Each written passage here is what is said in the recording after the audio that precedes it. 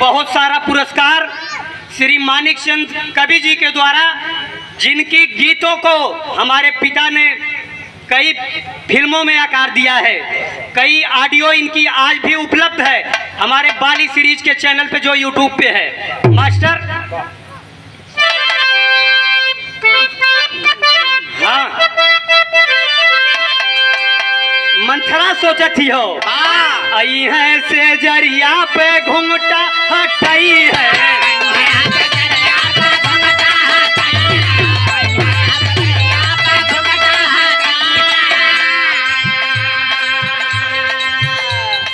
हम रूठी जइबे तो हमके मन